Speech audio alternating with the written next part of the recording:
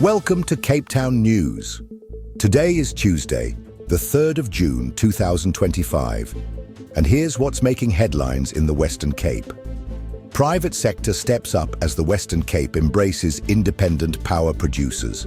Winter safety tips from Cape Town's Fire and Rescue Service to keep you protected. Court rules impeached Judge John Hlophe. He cannot serve on the Judicial Service Commission. Cape Town Central Line reopens, reconnecting communities after 4 years. Cape Town's comedy crown jewel returns with the Jive Funny Festival.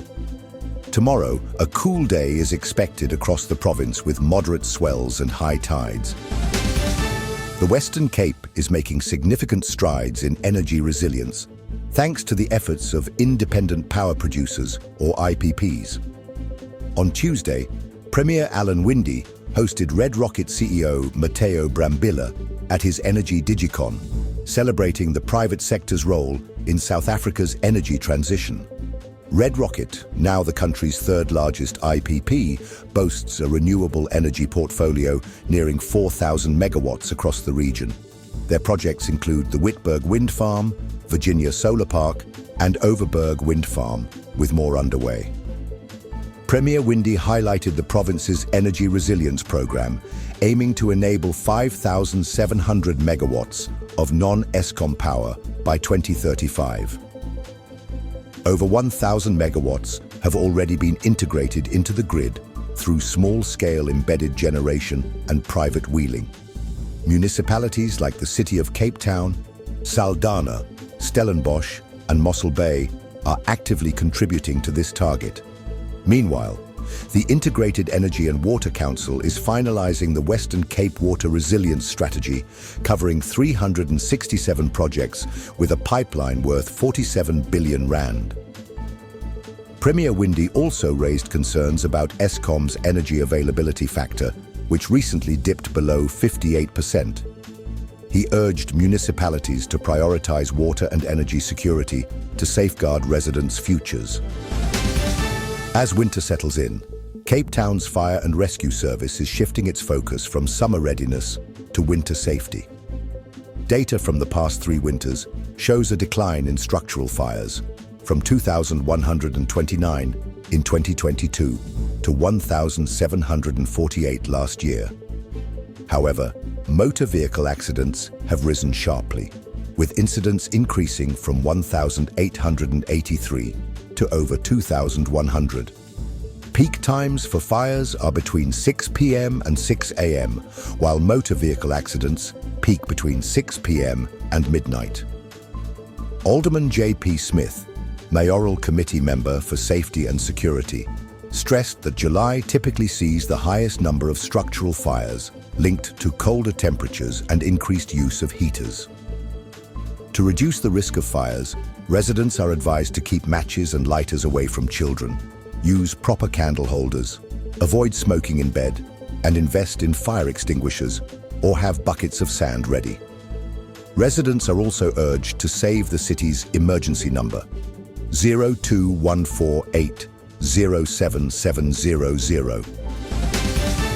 The Western Cape High Court has ruled that impeached former Judge John Hlophe he cannot serve on the Judicial Service Commission, declaring his appointment unconstitutional. The court found that the National Assembly failed to exercise its discretion properly when approving Hlophe's nomination, undermining the credibility and integrity of the JSC. The judgment followed legal action brought by Freedom Under Law, Corruption Watch, and the Democratic Alliance, who argued that appointing an impeached judge would compromise the independence of South Africa's judiciary. Dr. John Hlophe, the deputy president of the MK Party, was the first judge in democratic South Africa to be impeached by Parliament in February 2024. The impeachment stemmed from misconduct allegations dating back to 2008, when Hlophe was accused of attempting to improperly influence Constitutional Court Justices Bess Nkabinde and Chris Jafta in a case involving then-President Jacob Zuma. After years of legal challenges, the Judicial Service Commission recommended his removal in 2021, and Parliament finally voted in favor of his impeachment 3 years later. the High Court ordered that Hlophe and the MK party pay legal costs on a punitive scale. The court's ruling reinforces the importance of judicial independence and the rule of law in South Africa's constitutional democracy. Cape Town's Central Line, which connects the communities of Khayelitsha, Mitchell's Plain and Belleville, has finally reopened after 4 years of closure due to cable theft and vandalism. The closure caused major disruptions to thousands of commuters who rely on the line for their daily travels. PRASA Regional Manager Raymond Maseko praised the collaborative efforts between PRASA, local communities, and government departments that made the restoration possible.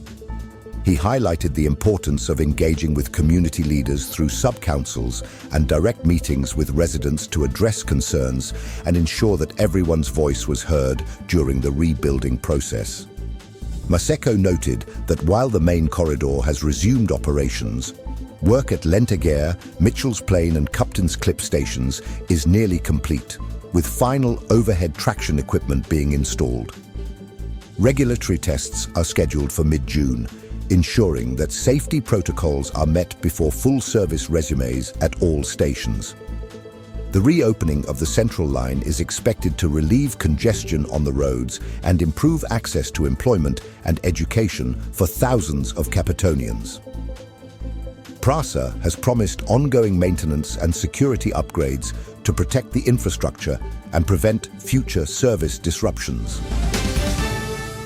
The Mother City's winter months just got a whole lot brighter as the Jive Cape Town Funny Festival returns to the Baxter Theatre for its annual run from the 2nd to the 29th of June. Known as the Mother City's favourite laugh factory, the festival features a stellar lineup of local and international comedy acts ready to chase away the winter blues. The festival has been a cornerstone of Cape Town's cultural calendar since its inception in 1997, attracting thousands of comedy lovers each year. This year's lineup promises big laughs with local favourites like Dylan Oliver and Alan Committee, as well as show-stopping performances from Amo and Lukeman Adams and the Big Boys, who have become regular fixtures on the festival stage. International acts include Sweden's Charlie Caper, who brings his award-winning magic and comedy blend, and Italy's Bacala Clown, known for their unique, whimsical performances. Audiences can also look forward to seeing the winner of the Jive Funny Championships, proving that fresh comedic talent is always being discovered in Cape Town. With shows at 8 p.m. on weekdays and matinee performances on select weekends, there's no excuse to miss out on the fun. Tickets start at 250 Rand, and group discounts are available through the Baxter Theatre's box office. Don't miss this chance to laugh your way through winter. Here is your money, commodities, and crypto updates, starting with major currencies. The US dollar is trading at 17 Rand and 87 cents. The British pound stands at 24 Rand and 16 cents, and the euro will cost you 20 Rand and 41 cents. Moving to the commodities market, gold is priced at 1,932 Rand and 30 cents per gram. Silver is trading at 19 Rand and 62 cents per gram. Platinum is valued at 613 Rand and 24 cents per gram. And Brent crude oil is trading at $63.09 per barrel. In the cryptocurrency market, Bitcoin is valued at 1,884,118 Rand. Ethereum is trading at 46,630 Rand, while Ripple XRP is priced at 39 Rand and 38 cents. And finally, Solana is trading at 2,716 Rand. Keep in mind that these numbers are based on the latest data, but may still change as markets fluctuate in the course of the day. Tomorrow, the Western Cape can expect a cool day, with temperatures in Cape Town starting at 12 degrees Celsius and peaking at 18 degrees. Paarl will see a range of 10 to 14 degrees, with a chance of light rain and southeasterly winds at 10 kilometers per hour. Stellenbosch will have a mostly sunny day, starting at 7 degrees and rising to 19 degrees. Moderate southwesterly swells of 2.5 to 3 meters are expected along the coast. High tide will be at 10:45 a.m. and 11:06 p.m., with low tide at 4:48 a.m. and 4:42 p.m. Sunrise is at 7:46 a.m. and sunset at 5:45 p.m. With that, we conclude today's bulletin, and now you know what's happening in your city. Thank you for watching Cape Town News. If you enjoyed this update, make sure to subscribe and turn on notifications so you never miss a story. Share your thoughts in the comments below. We'd love to hear from you. Until next time, stay safe, informed, and connected.